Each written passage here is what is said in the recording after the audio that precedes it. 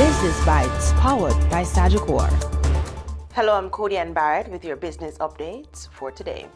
JetCon Corporation posted a record-breaking quarterly net profit of $60 million in the first quarter of this year.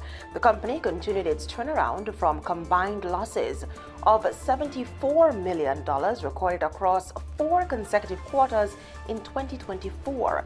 The results also represents the company's strongest quarterly performance since returning to profitability in 2025. Revenue more than doubled to $418.3 million from $196.4 million in the same period last year. During a Mayberry investor briefing, Managing Director Andrew Jackson said the vast majority of growth came from vehicle sales, while the solar segment continued to underperform outside of a temporary boost experienced during the third quarter of last year following Hurricane Melissa. As such, JetCon will be scaling back the company's solar operations and discontinuing direct solar sales. We now sell to one customer, and that customer in turn sells to our usual customers. So we're essentially wholesaling to one big wholesaler, and they will in turn sell it, continue servicing our customers.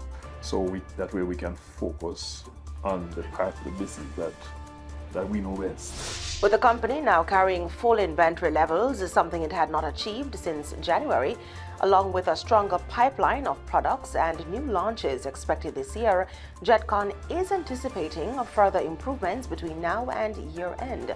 Profit margins on each vehicle also improved, rising from 19% to 24% as vehicle sales continue to strengthen for the company, which primarily distributes Chinese motor vehicle brand BAIC, Beijing Automotive Industrial Company. The company is also preparing to launch another BAC sub-brand focused on electric vehicles.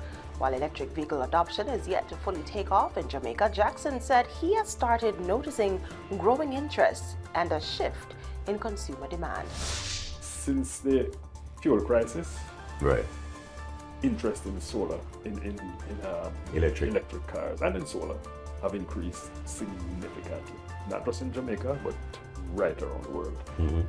Right? So some of the barriers that certain mental barriers that people have had, it's slowly, or it's breaking down a little more quickly than it was before. He noted that barriers still remain for electric vehicle adoption in Jamaica, particularly surrounding access to charging infrastructure. Owning an electric vehicle will also require greater lifestyle adjustments, including more planning around charging locations and travel routes. However, he pointed to several advantages involving lower operating costs, reduced maintenance requirements, and lower pollution levels during use. But certainly in terms of using the cars, there's a significant less noise pollution and atmospheric pollution. Right?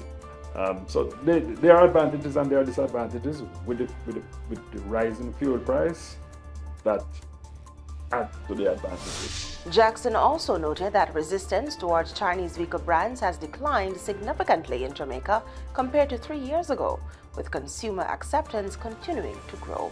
And that's it for the Business Bites today. I'm Cody Ann Barrett.